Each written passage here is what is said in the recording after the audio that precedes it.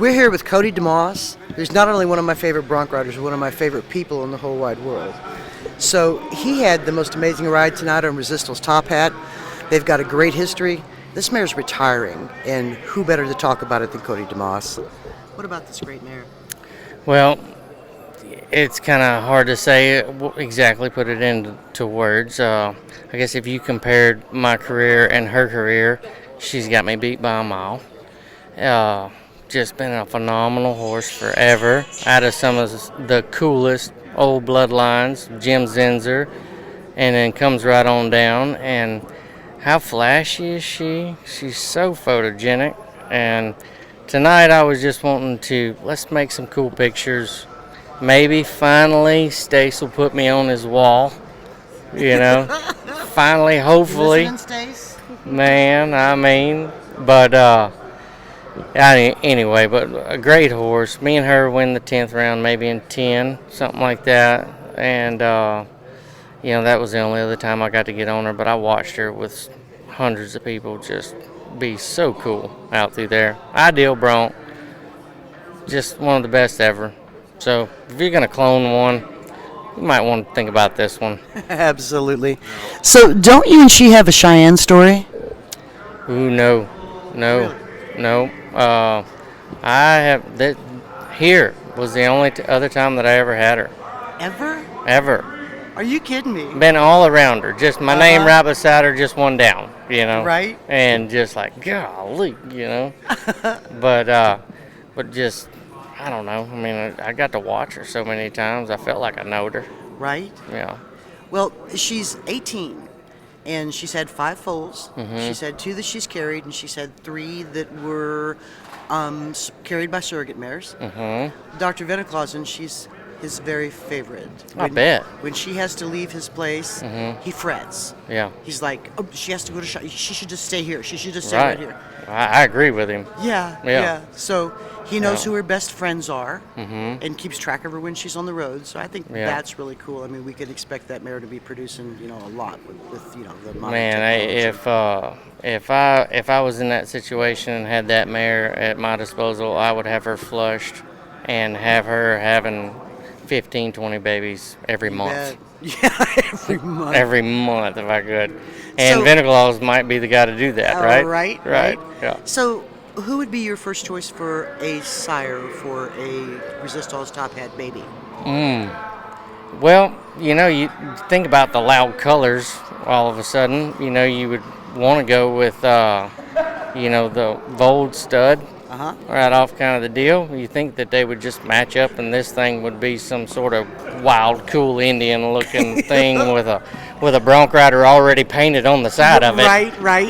Just in the hair. It was already just a bronc rider. But, that's kind of tough. Nice hopper mare like that. You put that on the Calgary stud up there. You Tiger Warrior? No, I would not do that at all. How come? Everybody just hating on Tiger. All y'all that got to climb on him hate his guts. I only get to watch him, and I love him. Yeah.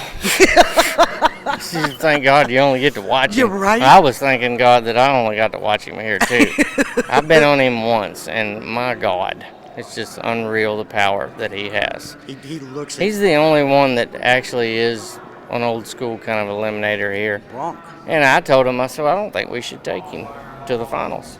Because he's the only one that's the actual eliminator. He's not going to fit the pin. Right. Right. So, but anyway, that the graded coconut. Yeah. Seems like to me, I've watched a few in the wild cherry, and the cherry line comes out of that old, I think it was Cherry Bomb or something. She was big old hard to ride thing. Produced wild cherry, bucking good horse. So I think that line right there, you cross that on the big, hard-to-ride mares, then you come back up with the free jumping, bucking dudes. So I don't think that Top Hat would go with that myself. But Moorhead has got the clone of Harry. Yes. Which that goes back to, the old 2 lines, Custard pretty dang on close, right? Mm-hmm. Yep. Right? So, I'd probably pretty much go right Harry back was there. Harry Vold horse. Yep. And then, so then the night jackets, I mean, they all kind of go back. But, I mean, you got what you can go down to like 17% same blood before you got to get an outcross. So, Right. Shoot. Line breeding and breeding is two different things. Absolutely. Mm-hmm. It truly is. Yep. So, I watched Stace watching his mare buck. Yeah. And there was a tear in his eye. Was now, it? I generally think of Stace as a businessman horseman. He's a horseman, but he's a businessman. Yeah.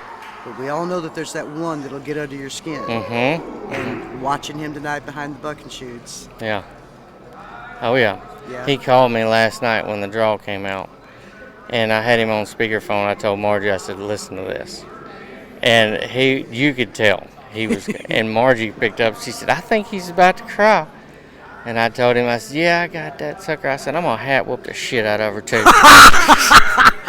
He said, you split her ears. He was good about it, but I just had to lighten it up a little bit. Right, God dang, I don't want to cry about it now. That's great. So I didn't get quite the coolest go off of her, and I don't know if you caught it or not, but I got a dally with my rein around Chase's saddle horn. I missed it. And popped her flank, and then popped my back cinch and stepped off. So I knew we probably wasn't going to win the round, but I wanted to give her kind of a cowboy exit. I love it. So, yeah, she couldn't have drawn better tonight. Yeah. So, her last out. What's it feel like to be that man in history? Oh, ain't nobody going to write that down. I am. Yes, you are, ain't you? Yes, I am. Yeah. Love it. Thank you so much for your time. The world absolutely loves you. There's so many people out there in your camp pulling for you this NFR. And, we all been kicking trash cans over at the end of the night because we don't think everything's been exactly like it should have been. But that's our opinion, not yours. And you probably just don't want to be mad today, do you? I don't. It was a great day. It was a great day. Me and Leighton split last hole. We placed. Yeah. And actually, that's better than what I was happy. We won something. Happy's good. Yeah, we won something. Good. Tomorrow's the 10th round. It goes by so fast out here. You think, about 3 or 4 rounds, you're thinking, man, all right, get it together here, and then you look up and it's pretty much over. Right. Yeah. Right. So today, Heath and Hallie are in the audience. Your good friends Buckshot and Carmen are here. Louisiana is in the house. Yep. So what do y'all have planned for after? Well, Lainey Wilson is playing. Is she? Opening up for some fella. I don't. He's got a weird hat. I don't know who he is, but anyway, Lainey Wilson is from right there in Winsboro, Louisiana. Right when there. When I say L.A., I mean Louisiana. Yeah. Yeah. And we just love Lainey, and she comes to our school sometimes. We all get to hang out, play the guitar, so we know Lainey. And we'd go over there and watch Lainey if we could. But if we don't, then we're probably just going to go eat some sushi. Hang out. So who did you pick with the other night? You picked with somebody the other night that came back and said, I knew Cody picked a little, but I didn't know he was impressive. He's impressive. Who was that? Here's their direct quote. He sang a song, he changed some of the words to it, and I don't think they're quite radio friendly. Was that Corb? It was Corb Lund. Yeah. Corb was over there, yeah. Corb so I went and played for Ty Skyver at his booth. He's making some really cool boots now. Yeah, for real. Really cool boots. For real. And Ty is like the premier leather artist. Yeah. And he still owes me a little tooling on the top of my Bronc saddle. But so I went over there and played for him, and Mel Hallam got up and played with me. So cool. How stinking cool is that? And I was on a stupid airplane. Why am I always traveling in when you're doing the coolest stuff? I don't know. Karma sucks. But so then let's see. One of them nights, them Canadians, they all had a big party at Ben Anderson's house. And so they told me, they said, you got to come over and play your song. And so I played the Fixin' to Have to Need to Be Home. And they loved it. And then I played my buddy Justin Culpepper's about fishing song. And I wrote a poem about Doug Vold a long time ago. And Can you recite it? then, yeah. Go. So from the low blows, the highs and lows, the ups and downs, it's a miracle that he's still around. From the North Country he came, his Bronc rein in his hand, see if he could rise above his daddy's reputation and be the best in the land. So to the States he went, where he found a place where the beer was cold and some girls made him some little special cakes. He stomped broncs in every arena. If you ever lost him, most likely he was at the cantina. Soon he had a reputation as a bronc rider, midnight rambler, wild horde chaser, and a drunken gambler. But for the broncs he rode from east to west, let everyone know that he was one of the best. And then there was that fateful night where he was transported to the record books under the northern lights. 95 was the all-time high, to be wrote down forever like a star in the sky. So now Scruffy, he's in his older years, and he laughs and scratches a lot and questions some little spots. But for the most part, he'll stay true to the bar 42, where maybe every other bronc would be branded 822. But old Doug Vold is a true Wild West review. I love it. You Yep. heard it here first, folks. You heard it here first. So then I broke out into a song, Doug's song, The House of the Rising Sun. Yep, Doug's song. Yes. Broke right into that. Second verse, I just sang Amazing Grace to it. Really? Yeah, it's kind of I cool. bet that's interesting. Love Yeah. it. Well, Doug, I've been knowing Doug forever, and he calls me 7-8 times a year, and we bullshit. DeMoss. Yeah. Need to sell some horses down there. That's so cool. Yep. So, anything you want to say to your adoring fans while we've got everybody here? Hey, thanks for adoring. I guess. But, a lot of people ask me, all kinds of people ask me this week, where are you going to give it up now, Doug? How many more years you got? I'm not putting a limit on me. I've tried to quit a couple of times, and I basically just kind of got sour. But I still love riding bucking horses. And I love the feel, and I love to win against them, the match between me and them. And a fella can hold on to that and not think about none of this other crap, you gotta stay a whole lot more solid in the head. Right. Mm-hmm. So, after Christmas, there's a really special event that's happening in Louisiana that's changing the world of young people that aspire to be bronc and bareback riders. Mm-hmm. Talk to me about that. So it is the Louisiana Legends Legacy Program. Kind of a long name, but so I got to looking. We've never done anything in Louisiana my whole career up until about 2 or 3 years ago, and I said, you know what, we better do something here. So our bareback riders from Louisiana have been amazing.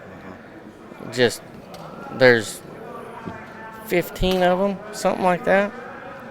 So, and then me, my brother, Joey Saunier are the only 3 from Louisiana that's made it in bronc riding. We got Mike Fletcher that won the IPRA world title in 81, I believe. And that was my dad's best friend, him and Scott Fletcher, right there in Winsboro, Louisiana. We got Buckshot Sims that's right there that made a living rodeoing for 20-something years. When the LRA, ain't no telling how many times. I mean, just, and Buckshot, he had a kid early, and he had to kind of stay close, and he couldn't go rodeo. But truth be known, Buckshot was going to beat all of them. So, but anyway, so I got to thinking about the amount of talent that we really did have there. And the guys in Louisiana, our horse riders, high school rodeo, were just about to nothing, 1 or 2. So, we got to do something here. So we put this deal together, and I called all those guys and tried to include everybody, but it's hard to get everybody included. And I said, look, guys, I'm going to do this. So we'll put it all together, but this is our school. It's not my school. This is our school. This is Louisiana guys' school. And when the next guy from Louisiana makes it in the Bronc Riding, then I'd gladly hand it over to him. And I can't wait for another fella to do it. Taylor Broussard, he's here in the bareback riding here. He's there. And then we got so many friends from our careers that come anyway. So we can't, if I start naming too many names, then I get in trouble.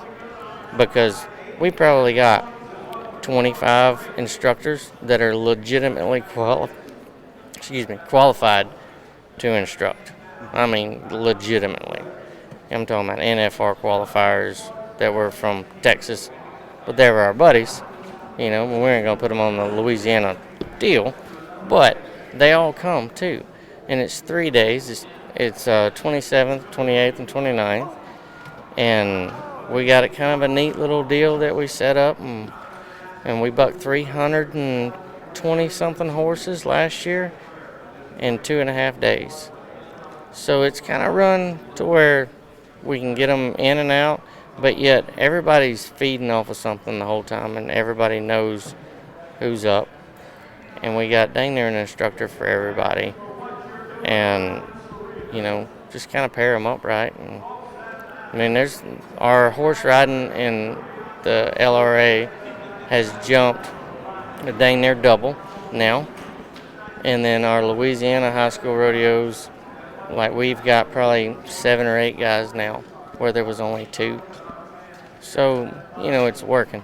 And we're just trying, to help out here. Come on, let's get this deal going again. We can't sit down and let Texas, run off with it, So, but there's a whole lot of talent in Louisiana.